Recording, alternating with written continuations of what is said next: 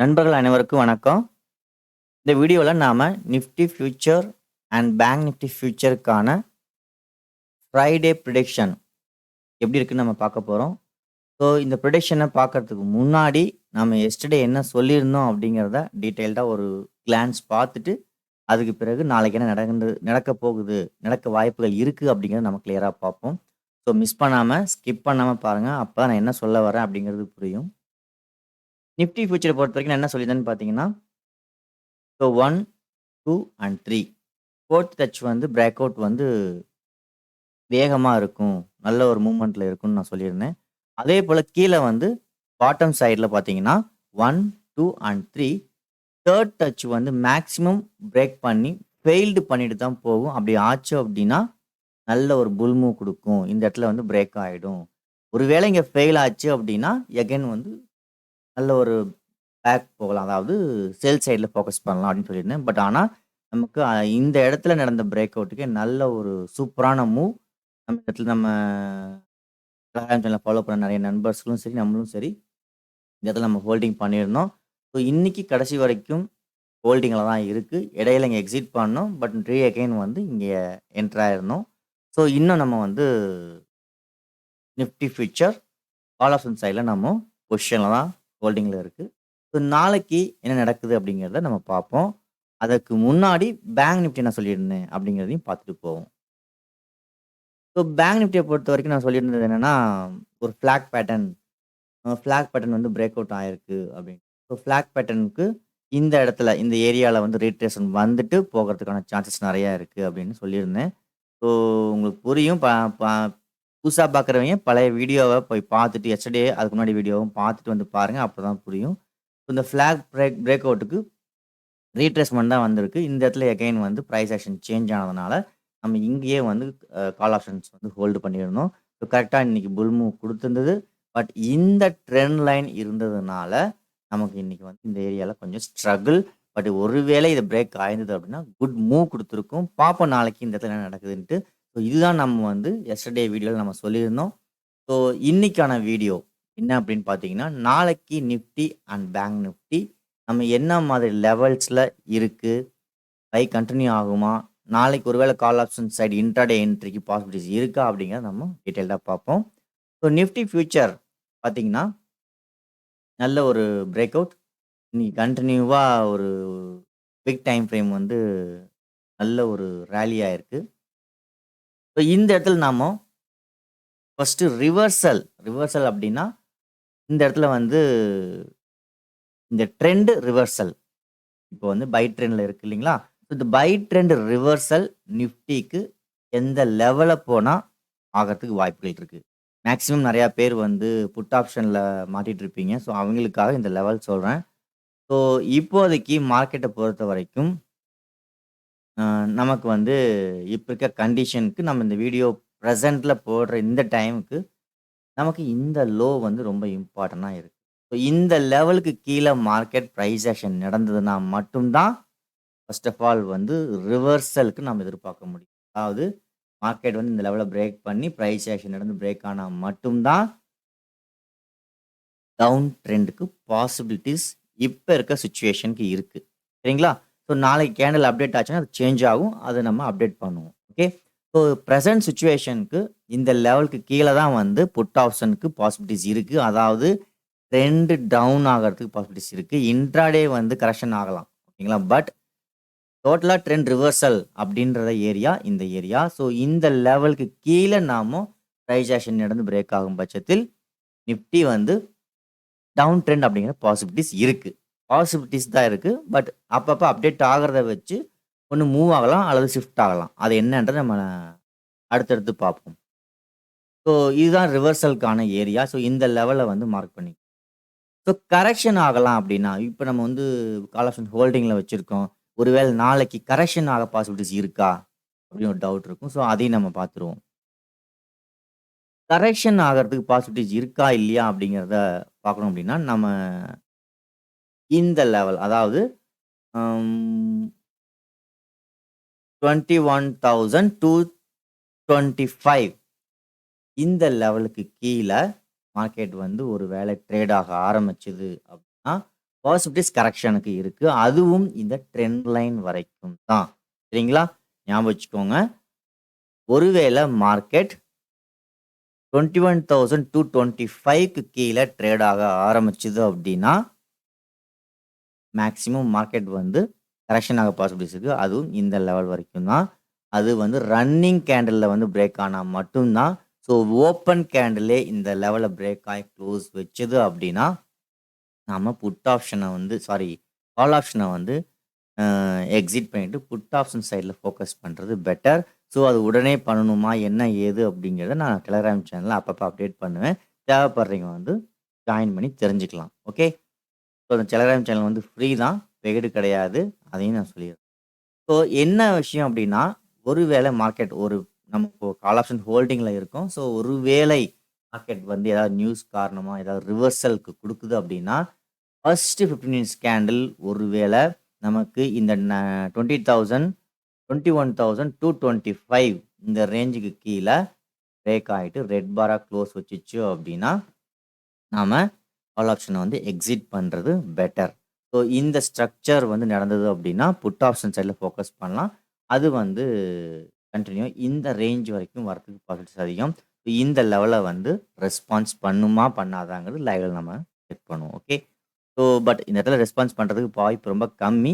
அதாவது first 15 candle இந்த லெவல break பண்ணிடுச்சு அப்படின்னா, சஸ்டெயின் ஆகணும். நல்ல வேலை. அதாவது என்ன சொல்ல வரேன்னா, ஃபெயில்ட் ஆயிடக்கூடாது. ஓகே. ஞாபகம் வச்சுக்கோங்க. அது ரொம்ப ரொம்ப important. Each and every price action break ஆகுறப்போ ஃபெயில்ட் ஆகுதா? இல்லையாங்கிறத நம்ம நோட் பண்ணிக்கிட்டே இருக்கணும். ஸோ அதுதான் ரொம்ப இம்பார்ட்டன்ட். ஓகே.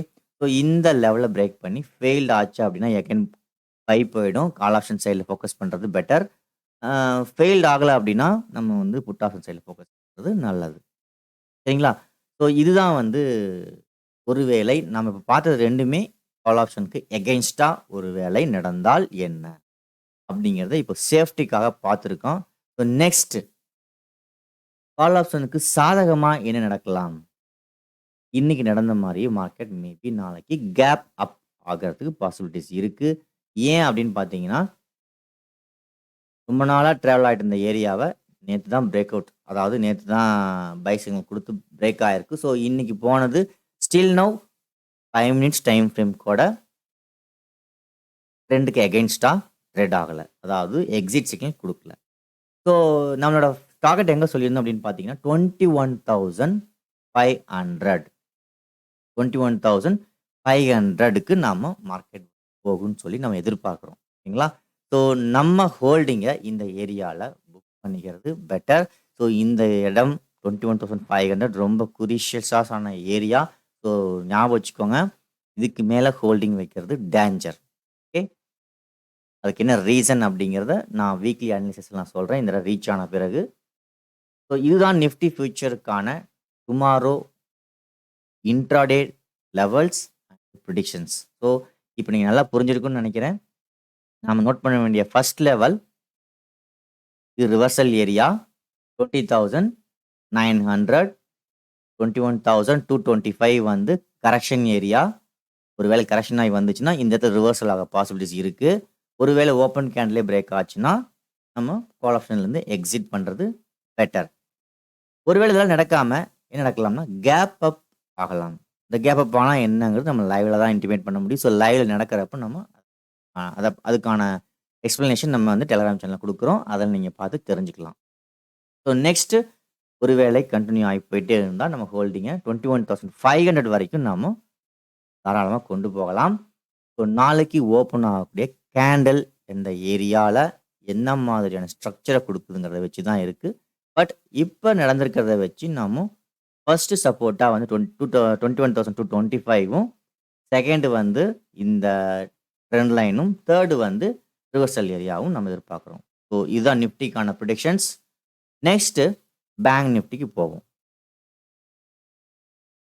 பேங்க் நிஃப்டியை பொறுத்த வரைக்கும் நான் வந்து ஆல்ரெடி நிறைய டைம் சொல்லியிருக்கேன். ஃபிளாக் பேட்டர்ன் பிரேக் அவுட் ஆயிருக்கு. இந்த ஃபிளாக் பேட்டர்ன் பிரேக் அவுட் வந்து கரெக்டா வந்து இந்த ஏரியா இந்த ஸ்மால் பிரைஸ் ஆக்ஷனை வந்து ரீடெஸ்ட் பண்ணிட்டு பிரேக் ஆயிருக்கு. ஸோ இன்னைக்கு இந்த ஸ்ட்ரகிள் ஆனது அப்படின்னு பார்த்தீங்கன்னா இந்த ட்ரெண்ட் லைன்ல தான். ஸோ இந்த ட்ரெண்ட் லைன் ஸ்ட்ரகிள் ஆயிட்டு நல்ல ஒரு புல் மூவ், நல்ல ஒரு இன்ஸ்டிடியூஷனல் பிளேயர்ஸ் நல்ல ஒரு ஹியூஜ் ஹோல்டிங்கில தான் இருக்காங்க. ஸோ இத நான் என்ன மாதிரி வியூல பார்க்குறேன் அப்படின்னு பார்த்தீங்கன்னா, அம் ஃபர்ஸ்ட்டு நமக்கு இதுக்கு ரிவர்சல் ஏரியா தெரிஞ்சுக்குவோம். ஃபர்ஸ்ட் ஆஃப் ஆல் வந்து பேங்க் நிஃப்டிக்கான ரிவர்சல் ஏரியா இந்த லோவ மார்க்கெட் வந்து பிரேக் ஆயிட்டு சஸ்டெயின் ஆயிடுச்சு அப்படின்னா, பிரைஸ் ஆக்ஷன குடுத்து பிரேக் பண்றப்போ, நமக்கு இந்த ஏரியா நிஃப்டியும் என்ன ஆகுது பேங்க் நிஃப்டி என்ன ஆகுதுன்னு பார்த்தீங்கன்னா, செல் ட்ரெண்ட் அதாவது டவுன் ட்ரெண்டுக்கு டெசிஷன் மேக் பண்றாங்கன்னு அர்த்தம். ஸோ இந்த ஸ்ட்ரக்சர் இந்த லெவலுக்கு கீழ நடக்கிறப்போ, இந்த லெவல பிரேக் பண்ணி ஒரு பிரைஸ் ஆக்ஷன் நடந்ததுன்னா அப்படின்னா, பேங்க் நிஃப்டி வந்து டவுன் ட்ரெண்ட கிரியேட் பண்ணுது. ஸோ இது ஸ்ட்ரக்சர், மார்க்கெட்டோட கேண்டில் ஸ்டிக்ஸ் அண்ட் பிரைஸ் ஆக்ஷன நம்ம ரீட் பண்ணணும். நல்லா ஞாபகம் வச்சுக்கோங்க. பிரேக் ஆன உடனே அத பிரைஸ் ஆக்ஷன் நடக்கக்கூடாது. பிரைஸ் ஆக்ஷன பத்தி தெரிஞ்சுக்கணும்னு ஆசைப்பட்டீங்கன்னா, நெறைய பேர் அந்த டைப் பிரைஸ் ஆக்ஷன பத்தி நம்ம YouTubeல நெறைய பேர் போட்டுருக்காங்க. ஸோ அத நீங்க பார்த்து தெரிஞ்சுக்கலாம். ஓகே.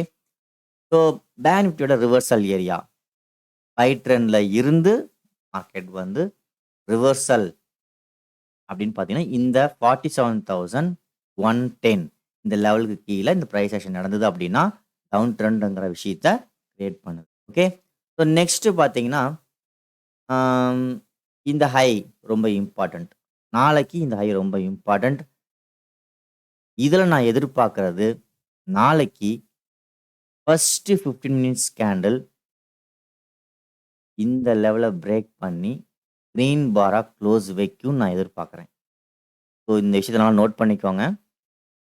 என்னோட பர்சனல் லைவ் எக்ஸ்பீரியன்ஸ் நாலேட்ஜ் இத உங்கள்ட்ட ஷேர் பண்ணிக்கிறேன். ஸோ இந்த செட்டப் நாளைக்கு வர்றதுக்கு பாசிபிலிட்டீஸ் அதிகமா இருக்கு அப்படிங்கிறது என்னோட அசம்ப்ஷன். ஸோ நடந்தா நல்லது. ஓகே. ஸோ இந்த மாதிரி ஒரு வியூ நடந்தா என்ன பண்ணலாம்? மார்க்கெட் வந்து பேங்க் நிஃப்டி இந்த இடத்துல இந்த ட்ரெண்ட் லைனுக்கு கீழ தான் முடிஞ்சிருக்கு. ஸோ ஒருவேளை மார்க்கெட் ஃபர்ஸ்ட் 15 மினிட்ஸ் கேண்டில் இந்த ஹைய பிரேக் பண்ணி க்ளோஸ் வச்சுச்சு அப்படின்னா, இந்த பாரோட 20 பாயிண்ட்ஸ் டிஃபரன்ஸ்ல 40 பாயிண்ட்ஸ் டிஃபரன்ஸ்ல எகைன் வந்து இன்ட்ராடே பை ஆக்டிவ் ஆயிடுது.